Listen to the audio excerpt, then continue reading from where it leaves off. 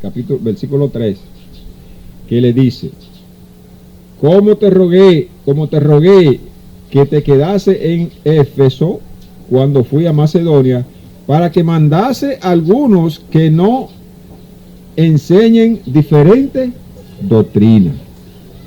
Nosotros sabemos, claro, que hay muchas personas que son cristianas que están enseñando diferentes doctrinas, incluso hasta la nuestra, que es la iglesia adventista. Diferentes doctrinas. Y esas personas que están haciendo estas cosas, ellos no saben lo que ellos están haciendo. Porque dice el Señor: ay de aquel que sabe hacer lo bueno y no lo hace, y está haciendo las cosas peores. El Señor le hace este mandato, le da este mandato a Nicodemo, a Timoteo. Entonces, sigue diciendo: ni tampoco, ni presten atención a fábula. A fábula, nosotros vemos que las fábulas son algunos versos literarios, ¿verdad? Que pueden motivar a hacer cualquier cosa, una fábula, ¿verdad? Como una literatura o un cuento o algo así. Que no presten atención a eso. Ni la genealogía tampoco. Ni a la genealogía. Porque eso es lo que provoca, ¿qué? Discusión, ¿verdad? La analogía, ¿qué es lo que es? Que una analogía es algo como hereditario que se traspasa de una cosa a otra. Vamos a decir, yo traspaso el mando, yo traspaso mis tradiciones, yo traspaso lo que mi padre me enseñaron, y eso es lo que yo hago. Lo que mis padres me enseñaron, eso es lo que yo hago. Y yo no puedo hacer otra cosa de lo que ellos me enseñaron. Pero si te enseñaron cosas malas, ¿qué vas a hacer? ¿Vas a seguir haciendo todas esas cosas malas? Si te enseñaron cosas incorrectas, ¿vas tú a seguir con esa cosa incorrecta? No. Dice el Señor que no le hagan caso a estas cosas. No le presten atención a la genealogía, ni tampoco le presten atención a la fábula. Porque eso puede traer grandes disputas, más bien que edificación a Dios, que por fe así te encargo ahora. ¿Qué fue lo que le encargó Pablo a Timoteo? Que le enseñen a esas personas, que lo advierten a los demás seguidores, de que no pierdan su tiempo, no le presten atención a la fábula ni la genealogía, porque esto trae ¿qué? Disputa entre nosotros. Ahora, sigue diciendo la palabra de Dios. Pues, oye bien el versículo 5, pues el propósito de este mandamiento es el amor nacido de corazón, limpio y de buena conciencia, y de fe no fingida. Tremendo eso. Ahí hay dos cosas: el amor y la fe no fingida. Una de las cosas por la cual este mundo está tan mal es porque el amor se está desapareciendo. Porque si nosotros nos amáramos, nosotros viviéramos de una manera muy diferente a como estamos viviendo ahora. Porque el amor, ¿qué hace? Dice 1 Corintios 13, que el amor lo soporta todo, lo sufre todo. El amor no tiene envidia, no tiene maldad. El amor es benigno. Entonces, si nosotros cultivamos el amor, ¿tú crees que hubiese habido cárcel? No se hubiese habido cárcel. Si cultivásemos el amor, ¿tú crees que hubiese habido envidia? No hubiese habido envidia. El amor es la base del cumplimiento de las palabras de Dios. Y por la falta de amor es que hoy en día la humanidad está como está. Porque todos nosotros queremos comernos uno con el otro. Y destruirnos los unos con los otros. Y yo he oído varias veces diciendo que la raza más mala de todas se llama la raza del hombre, humanos. Porque los animales matan para comer, para satisfacer sus necesidades. Pero nosotros matamos por placer. por falta de amor. El animal te mata cuando ya para saciar sus necesidades y se fue por ahí mismo, pero nosotros no. Nosotros para satisfacer nuestro ego. Y por eso dice que esa es la raza más mala que hay. ¿Sería verdad eso? No, no creo que sea eso. Lo que pasa es que al irse el amor de nosotros somos capaces de hacer todas esas cosas y mucho más por nosotros mismos. Por eso dice el Señor un mandamiento, que debemos de amar a nuestro prójimo como a nosotros mismos. Porque ninguno de nosotros queremos hacernos daño a nosotros mismos, ¿verdad que no? Aunque hay mucha gente que se hacen daño a ellos mismos. O nos hacemos daño a nosotros mismos. Muchísimo, a veces sin darnos cuenta y a veces dándonos cuenta. Y cuando usted se hace daño a usted mismo, es porque usted no se ama. Y si usted no ama a usted, si usted no se ama a usted mismo, usted no puede amar a nadie. Porque usted va donde un médico y el médico le dice, mire, usted no puede tomar. Porque si toma, usted pierde el control, usted pierde esto, usted pierde la facultad, usted se le va disminuyendo la célula, ¿verdad?, buena y no puede tomar. Y cuando usted sale del médico, lo primero que usted hace es tomar. ¿Se está queriendo usted? ¿Usted se quiere? ¿Se quiere usted? Lo primero que hace es fumar. ¿Usted se quiere? No se quiere. Porque si usted si hubiese querido, usted sabe que eso le hace daño, usted deja inmediatamente eso. Porque se ama. Pero si usted no se ama, usted no va a dejar eso. Usted quiere destruirse.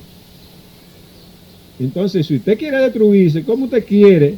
¿Cómo usted va a amar al otro y querer que el otro se mantenga? Si usted no quiere mantenerse usted. Es difícil, ¿verdad? Entonces, todo eso es la falta de amor, porque si usted se amara a usted mismo, usted dijera, espérate, a mí me gusta la cerveza y me gusta el ron, pero eso, la vida mía es más importante. ¿No es así? La vida mía es más importante que un placer de una cerveza o de un cigarrillo. Entonces yo trato de dejar esas cosas y consumo las cosas que son beneficiosas a mi cuerpo, que son las que me van a dar vida y me van a dar salud y van a evitar de que yo sufra. Pero si usted no le pone atención a estas cosas, entonces usted no se quiere ni usted mismo, no tiene capacidad para amar a otro. La fe, hermano, es importante. Nosotros estamos hablando del título, la fe en Dios. Existen dos doctrinas, la doctrina de la ley y la doctrina de la fe, según la especifica Pablo. La doctrina de la ley, la doctrina de la ley y la doctrina de la fe. La fe es algo que nosotros podemos entender que la Biblia nos dice que entra por el oír y oír la palabra de Dios. Y también la Biblia nos dice que la fe es creer sin ver. Creer de que algo le va a suceder a usted sin usted tener ningún tipo de seguridad, sino que usted tenga esa fe. O sea, ningún tipo de estadística o de lo que sea o de cálculo, no. Que usted tenga esa fe de que eso va a suceder aunque sea imposible. Porque la fe es creer sin ver. Y sin haber propósito de que eso exista también. Sin haber propósito de que eso exista. Y cuando usted cree que Jesús va a venir a buscarle a usted para llevárselo al cielo, eso tiene que ser a través de ¿qué? De fe. Y si usted no tiene esa fe, usted no va a poder obtener lo que usted quiere. En la Biblia hay sinnúmero de relatos curativos que el Señor le decía a las personas, si tienes fe, te sanará. Y en otra ocasión dice, tu fe te ha sanado. ¿Por qué la fe le sanó? Porque ellos creyeron que si ellos iban a Jesús, ellos iban a ser sanos. El hombre que no podía caminar, que fue introducido por el techo de una casa, por 4 hombres amigos, ese hombre fue sanado, ¿por qué? Por la fe de él. Tu fe te ha sanado. ¿Verdad? El centurión que fue allá a donde Jesús para que le sanara a su hija, ¿qué hizo? Jesús, por tu fe, tu hija está sana. La mujer de Fenicia, que fue donde Jesús, consideró que si le tocaba el manto de Cristo, iba a ser sana. ¿Qué le dijo Jesús? Tu fe te ha sanado. La fe es todo, hermano. Y dice la palabra de Dios que si nosotros tuviésemos fe como un granito de mostaza, pudiéramos decirle a esa mata, mira mata, ponte de este lado y trasplántate aquí. Montaña, ponte de este lado y ponte aquí. Porque la fe mueve, eso dice la Biblia. Y hay personas que han querido experimentar, pero yo le digo a la montaña que se traslade y no se traslada. Bueno, vamos a ver en qué medida está la fe para que esa montaña se traslade. Hermano, si usted tiene fe en Cristo, de que Cristo es su Salvador, usted no hace otra cosa más que no sea alabar y glorificar el nombre de Dios. Porque usted no puede estar aquí en este camino sin fe y haciendo las cosas que usted considere en el mundo. Usted o está en este camino o no está en este camino. Aquí no hay nada a media. El Señor le dice bien claro que no quiere nada tibio. Y el tibio es que está ni está frío ni está caliente, o sea que está a media. Está neutro y el Señor no quiere nadie a neutro, sino todo el mundo que sea como Él quiere que debe de ser, o frío o caliente. Nosotros creemos que estando a media, nosotros vamos a entrar al reino de los cielos, que podemos hacer las cosas del mundo y que podemos hacer las cosas de Dios, y estamos bien. ¿Es eso lo que dice Dios? ¿Estamos bien así? No, hermano. El hombre es un ente de decisión, de dejar unas cosas para hacer otras. De dejar unas cosas para hacer otras. No podemos hacer las dos cosas a la vez. O alaba a Dios o alaba al otro. Y Dios quiere que lo alaben a Él. Y dice el Señor que es un Dios celoso. ¿Qué? ¿Lo dice el Señor que es un Dios qué? Celoso. Que Él no quiere que usted participe con nadie más, sino con Él. ¿Usted sabe cuándo un hombre celoso, una mujer celosa? Que no quiere que su marido esté con nadie, con ninguna mujer, o su mujer con ningún hombre. Tiene que ser con usted. Eso mismo se llama a Dios. Él es celoso. Y Él quiere que lo adoren a Él. Pero dice por ahí que el celo es un pecado. El celo, pero el celo es un pecado, pero el celo enfermizo. El celo enfermizo. El Señor le dijo a Jerusalén, dime, ¿qué más te falta? ¿Qué más tú quieres que yo haga? ¿Verdad? Yo te lo he dado todo, yo he sido todo para ti. Todo. ¿Qué más te falta? Me está traicionando. Ese es el celo enfermizo. Así que, hermano mío, si usted tiene fe en Cristo Jesús, usted está segura que usted va a hacer la voluntad de Dios. Porque Dios dice que si nosotros sin fe es imposible agradarle a Dios. Es necesario que nosotros tengamos la fe para poderle agradar. Y la fe es que si yo sigo el ejemplo de Cristo, Cristo me va a dar vida eterna. Y Cristo va a estar conmigo por toda la eternidad. Entonces tenemos que seguir la doctrina de la fe.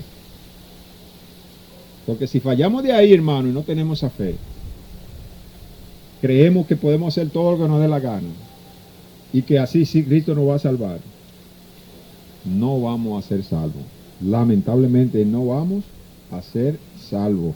Y nuestro objetivo aquí en este camino es la salvación. Vivir con Cristo para la salvación.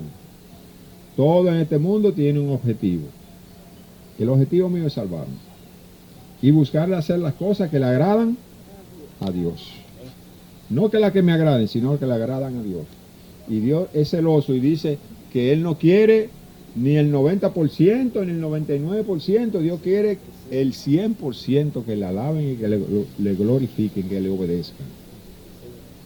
Así nos sigue diciendo que el versículo 6, de las cuales dice, pues el propósito de este mandamiento es el amor nacido de corazón limpio y de buena conciencia y de fe no fingida, de la cual cosa, desviándose alguno, se apartaron a vana palabrería y queriendo ser doctores de la ley sin entender ni lo que hablan ni lo que afirman. Ustedes quieren ser demasiado sabios, pero ustedes no entienden lo que ustedes están hablando, ni lo que ustedes han afirmado. Y se lo dijo a Nicodemo. Oye, pero tú eres doctor de la ley y ni siquiera sabes estas cosas.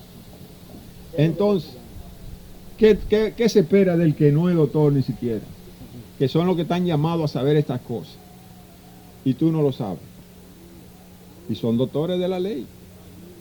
Así que, hermanos míos, debemos de luchar por salvar nuestras vidas. ¿Y quién es que tiene que luchar por salvar nuestra vida? Nosotros mismos.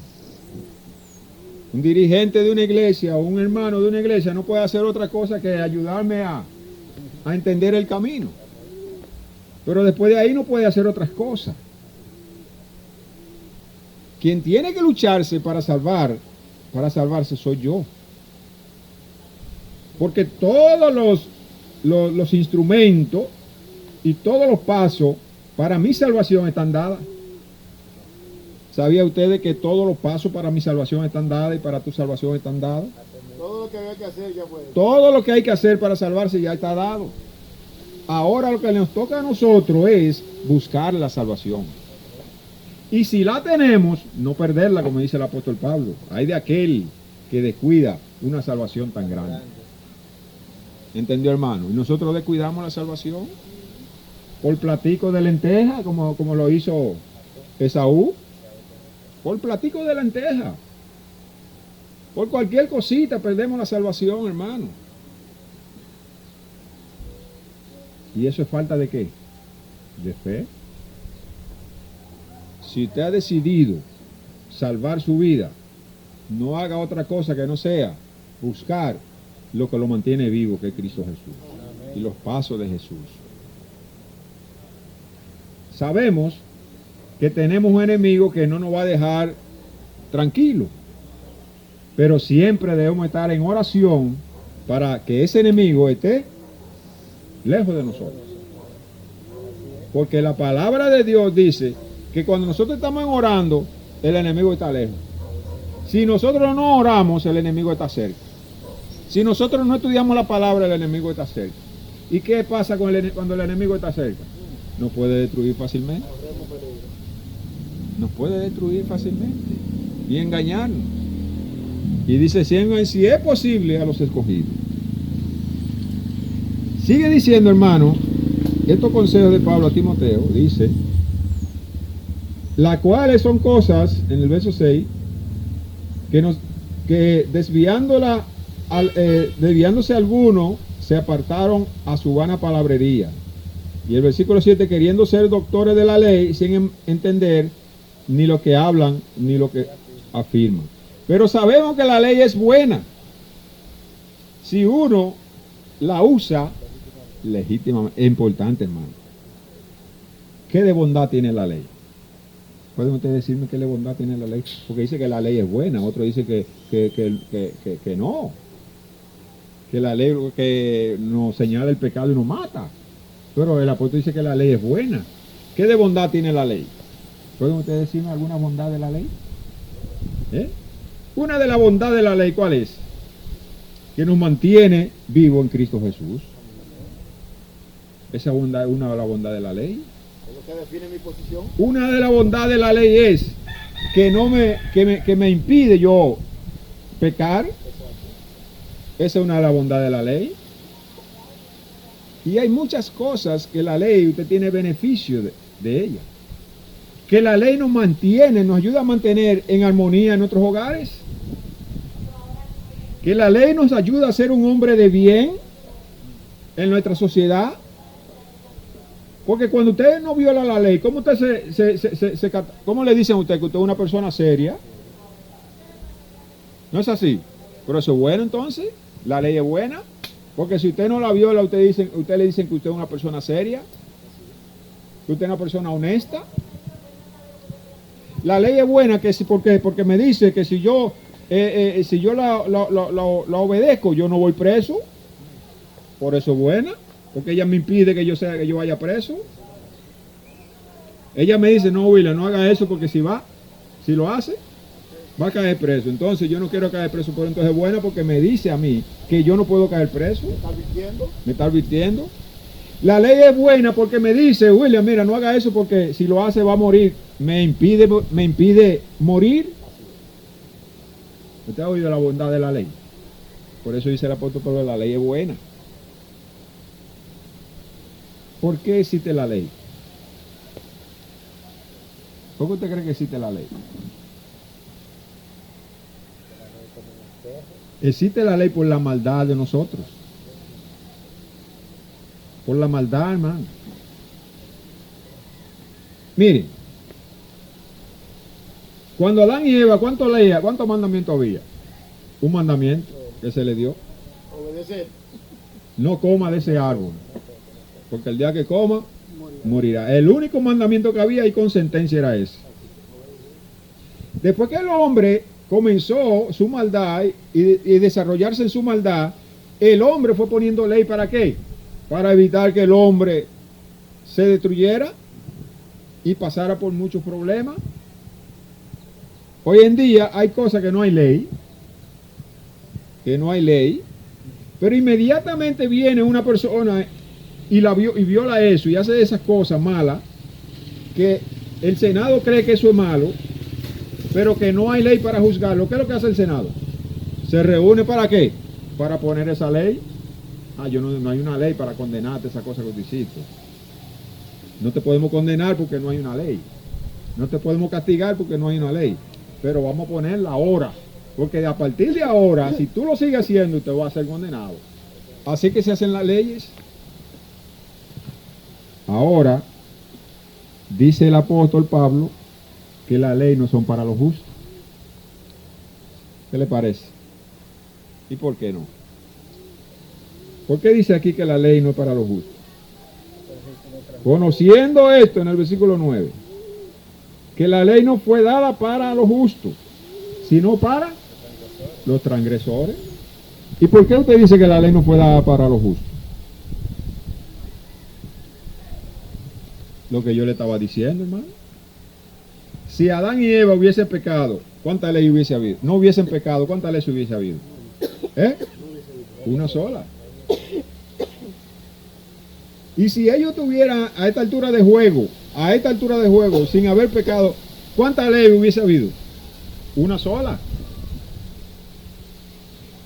Siempre tiene que haber una sola, porque ese punto es de usted tomar la decisión de hacer la cosa o no. Por eso el Señor le puso esa ley, para saber si tú obedeces o no. Pero cada vez que va aumentando la maldad, la ley se va incrementando. ¿Cuánta ley tenía el pueblo de Israel? 10. Y después se multiplicaron ¿a cuánto? a 600 y pico de leyes. Y hoy, ¿cuántas leyes nosotros tenemos? ¿Cuántas leyes tenemos hoy? Miles de leyes. Y se están creando mucho más. ¿Por qué? Por la maldad. Todos los días se están creando leyes.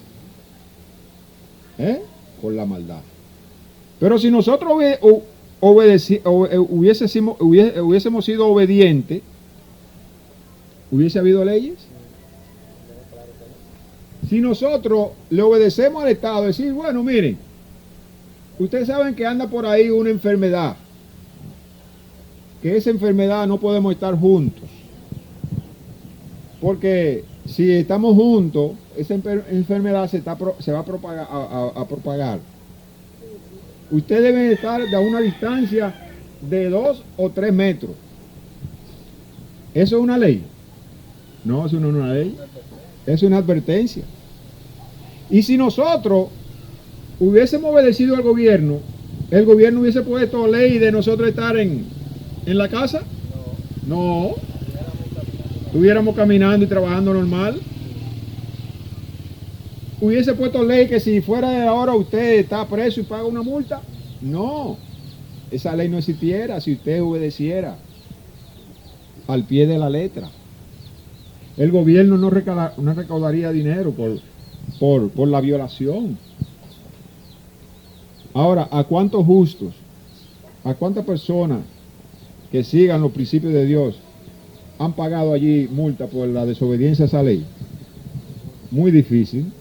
Puede ser de que haya uno que se le haya presentado un inconveniente pero es muy difícil. ¿Por qué? Porque el que obedece, no hay ley para el que obedece. Y no es que al justo no le llegan tentaciones. Lo que pasa es que el justo no inventa. El justo trata de someterse a los principios éticos. ¿Ya me entiendes? Por ejemplo, yo vivo aquí, yo tengo mis gallinas acá, pero el vecino tiene sus gallinas allá, ¿verdad? Pero hay una de las gallinas del vecino que viene para acá. Yo sé que esa gallina no es mía. ¿Qué es lo que yo hago? Yo voy donde la vecina y digo, mire, la gallina suya está junta con la mía. Exacto. No se preocupe que está ahí. Eso es ser justo. Eso es ser justo. Pero si yo tomo esa gallina y la voy y la cojo, me la como o la vendo por ahí, ahí la cosa, ya yo soy desobediente. Hay desobediencia. Es una desobediencia. En cualquier momento usted se dan cuenta y usted está preso. Ya yo caigo preso. Así que, hermanos míos, la ley no fue confeccionada para el justo, porque el justo no tiene necesidad de que haya ley porque obedece todos los consejos. Primero los gobiernos dan consejos y dan orientaciones, pero la ley, cuando usted no lo obedece, entonces te impone una ley, te pone un castigo. En los hogares, usted dice en los hogares, mire, a sus hijos, ustedes tienen que levantarse a las 7 de la mañana, ustedes asearse para que a las 8:45 ya ustedes estén listos para irse a la escuela. Ok. Si ese niño hace eso que usted dice, ¿usted cree que ese niño va a ser castigado? No va a ser castigado. Pero inmediatamente usted ve que ese hijo suyo está desobedeciendo a esa orden, entonces le dice, mira, si tú no lo haces, entonces yo te voy a poner una ley. Si tú no lo haces, la ley es que te voy a castigar por el resto del día. Ese es el castigo de la ley. Pero ¿por qué se puso esa ley? Ese castigo, ¿por qué? Porque usted desobedeció. Entonces, la ley es buena porque te dice a ti lo que tú tienes que dejar de hacer y lo que tú tienes que hacer. Por eso dice que es buena. Ahora, en un hogar donde se cumple toda la ley, ¿cómo te cree que vive ese hogar? Feliz. En un país donde se cumple toda la ley, ¿cómo te cree que vive ese país? Feliz. Feliz. En una institución donde se cumple toda la ley, ¿cómo usted cree que se desarrolla la institución? Hacia adelante. Entonces no hay necesidad de que haya leyes. Las leyes se ponen por la desobediencia. Por la desobediencia. Hoy hay muchas religiones que dicen, no, porque nosotros vivimos por fe nada más. No, hermano. En Habacuc 4 dice bien claro, y en Romanos 1:17, el justo vivirá por la fe. Pero el justo, ¿qué es lo que es justo? Que no tiene ley. El justo no tiene ley. ¿Por qué el justo no tiene ley? Porque él cumple todo lo que le dicen. Pero inmediatamente el justo sale de su justicia y aplica la injusticia, inmediatamente se va a enfrentar ¿con qué? ¿Con quién se enfrenta? Con la ley. Oiga, hermano, tú no tienes ley, tú eres justo. Pero inmediatamente desobedeciste y cambiaste de la justicia, ¿te va a enfrentar con qué? Con la pared de la ley. Así es.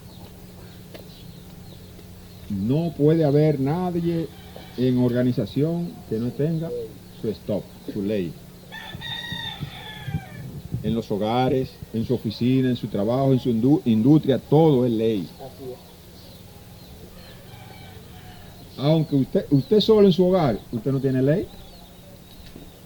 Si usted está solo en su hogar, ¿qué ley usted tiene en su ley? Vamos a ver qué ley usted pone usted en su hogar, usted solo. ¿A quién le dice no me le ponga la mano a él? ¿A quién usted dice no me le ponga la mano a eso? ¿A quién esto, usted dice pues tú no tienes lo que hacer haga. esto? ¿A quién? La ley es para los. Pero ya cuando hay 2 o 3 personas, usted tiene que instalar su ley, la regla. Mire, aquí hay que acostarse a las 10 de la mañana, a las 10 de la noche. Aquí hay que hacer cena hasta ahora, aquí hay que estar cenado hasta ahora, aquí hay que estar desayunado hasta ahora. Aquí, esos son leyes, normas. Por eso que la gente quiere vivir solo, porque no quieren vivir solo. Porque no quieren vivir No con, quieren ley. no quieren ley.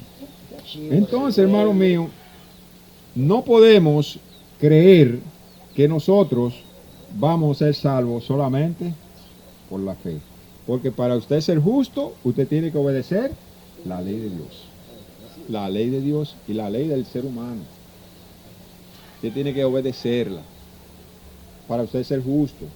Para usted ser una persona honesta y honorable y decente, usted tiene que cumplir con la ley que está establecida en el gobierno, en su país, en su hogar, en su trabajo y donde quiera que usted esté.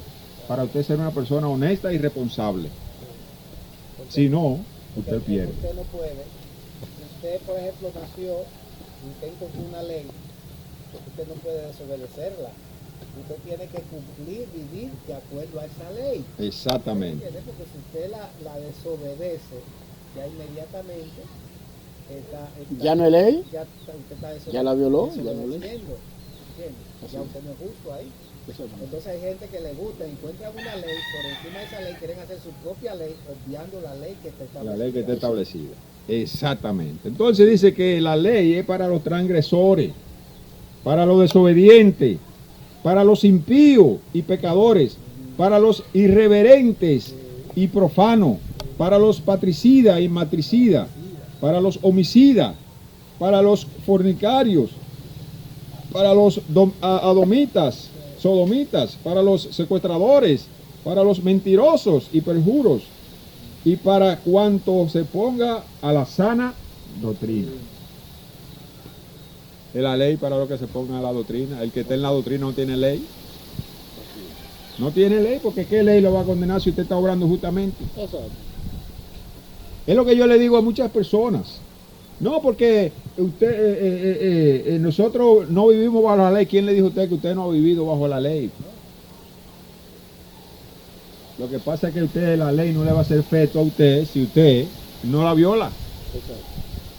Pero todos nosotros hemos vivido bajo la ley. Por eso Jesús dijo, vivió bajo la ley. Porque en aquellos tiempos cuando vino Jesús, ¿qué era? Había leyes. Jesús no la cumplió o la desobedeció a la ley.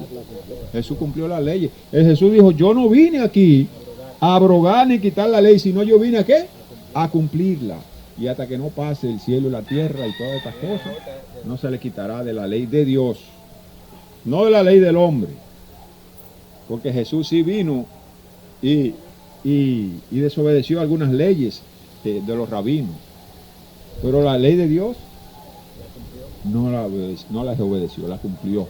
Porque habían leyes que eran tradiciones y Jesús no quiso. Eso estamos hablando de invento de hombre. Los inventos de hombres.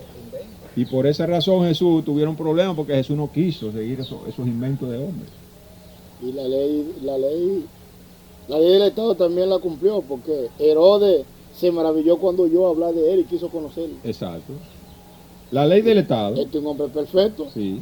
Pero la ley del Estado no son leyes de tradiciones. La ley de las tradiciones era la ley de los judíos. Así es. La ley del Estado era la ley del Estado que se dice a ti que hay que subir una bandera, bueno, a esa bandera hay que subir. Pero esa es la ley del Estado. Entonces ningún vehículo tiene que sacar placa. Tiene que sacar placa o tiene que hacerlo. Exacto. Tiene que pagar impuestos, bueno, tiene que pagar impuestos. Jesús dijo, bueno, ve, sácale ya. Dale a César lo que Dale a es César lo de César. César. Entonces, eso es la ley, Jesús vino a cumplir. Así es. Y nos dice, que sigue diciendo, según el glorioso evangelio de Dios bendito, que a mí me ha sido encomendado. Es el evangelio que nosotros debemos de cultivar. El evangelio del amor y el evangelio de la obediencia. Amén. ¿El evangelio de qué? Del amor Y y el evangelio de la obediencia.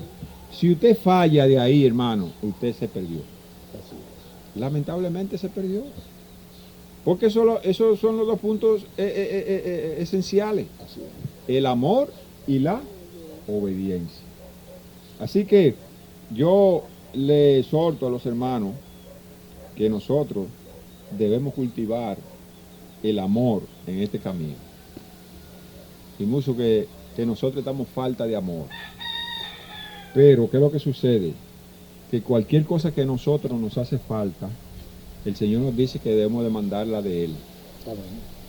Debemos de demandarla de Él. Si nosotros cultivamos el amor y cultivamos la obediencia, en este mundo estamos aquí como que no existiéramos. Estamos aquí como si no existiéramos. ¿Entendió, hermano? Y las cosas se tornan de una manera diferente. ¿Qué le pasaría al cristiano cuando todos nos amamos? ¿Qué necesidad podría haber? Ninguna. Pero cuando todos nos amamos, usted también tiene que ser justo. ¿Entiende? Porque el amor y la justicia tienen que andar juntos. Porque, yo te amo, yo te resuelvo a ti tus necesidades y tus cosas, pero entonces tú, que puedes hacer las cosas, no lo haces, ¿qué? ¿Tú estás obrando con qué? ¿Con justicia? No está obrando con justicia. Que vamos a repartir todo lo que hay aquí, pero entonces tú puedes repartir todo lo que hay aquí, pero cuando tú tienes, tú no puedes, No, eso te comes tú. te lo comes tú. ¿Eso es con justicia? No. Entonces debemos ser justos y equitativos. Y el amor y la justicia y la fe andan juntas. Si nos apartamos de esas cosas, por eso le dice el Señor en Mateo 23 a los discípulos, Mateo 23 le dice a los discípulos, que ustedes sí, ustedes hacen todas esas cosas, pero se olvidan de la justicia, se olvidan del amor Lo más importante. y se olvidan de la fe, que es la cosa que Más importante. más importante. La justicia y la fe La justicia es un estilo de vida. es un estilo de vida. Exactamente. Así mismo, hermano. Y usted le dice, vamos a citarlo Mateo 23, porque también muchas personas citan este versículo de una manera para otras cosas, ¿verdad? Y equivocada. Pero nosotros la citamos de otra manera. ¿De qué manera la citamos? De que nosotros debemos de obrar con amor, con justicia y con fe. Mateo 23 dice, ay de vosotros, escriba y fariseo. ¿Un quién? ¿Un ay a quién? ¿A quién? A los escribas y fariseos. ¿Eran cristianos los fariseos y los escribas eran cristianos? Ellos no eran cristianos. Ellos eran hacedores de la ley. Ellos eran religiosos. Y ellos se suponían que eran los representantes de Dios aquí en la tierra. Ellos sabían lo que había que hacer. Y sabían lo que tenían que hacer, Pero no lo hacían. pero no lo hicieron. Porque se apartaron de quién? De Dios. De Dios. Entonces por eso no conocieron a Dios, porque se apartaron de Dios. Y el Señor se está refiriendo a quién aquí. Es a los escribas y a los fariseos, no a los cristianos, no a sus seguidores. Entiendan bien eso. porque diezman la menta y el eneldo y el comino. ¿A quién fue que se le dio orden de diezmar la menta, el comino y A la viuda. de diezmar eso, el eneldo? A los israelitas. Así es. A ellos que se le dio la orden de diezmar la producción. Y ese sistema israelita estaba todavía dentro de los fariseos, ellos la cumplían. Y los escribas. Y lo hacían como fielmente. Y dice que ellos hacían esas cosas, que diezmaban el eneldo, la menta y el comino, y dejáis lo más importante de la ley. ¿Cuál es lo más importante de la ley? La justicia, la misericordia y el amor. Y la fe. Esto era necesario hacer, sin dejar de hacer las otras cosas. Así que hermanos, Dios le bendiga. Vamos para que tenga la oración, hermano. Dios le bendiga mucho. Esperemos de que el Señor nos ayude a entender que hay dos cosas importantes, que es seguir la doctrina de la fe y la doctrina de la ley, porque esas nos conducen a Cristo Jesús. Y el apóstol Pablo manda a Timoteo que esas personas que estén fuera de esa doctrina, que se aparten de ella y que enseñen la doctrina correcta, que es la doctrina del amor, la doctrina de la fe, la doctrina de la justicia, la doctrina de la ley. Así que vamos a orar para que el Señor nos ayude a mantener y a asimilar este mensaje que Dios trajo para cada uno de nosotros en esta mañana. Vamos a pedirle a la hermana que ore, hermano. ¿Usted puede orar? Ven, Isidro, para que ore por la hermana. La hermana está un poquito medio malita. Sí. Ore por la hermana Adolfita. Oremos.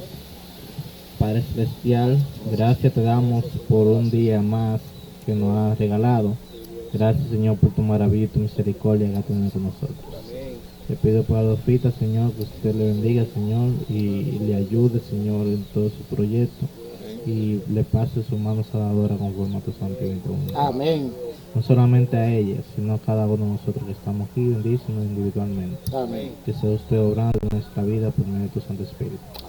Ahora que hemos de terminar este sermón, Señor, que sea usted trabajando en los corazones que están escuchando. Amén. Gracias por tu maravillosa misericordia. Y perdone cada uno de nuestras faltas y pecados.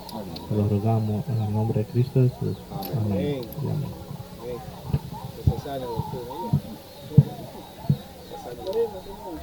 Mi hermana, bendiciones, ya usted sabe. Sí. Está bien, está bien. Hágase usted. Pero ya esta oración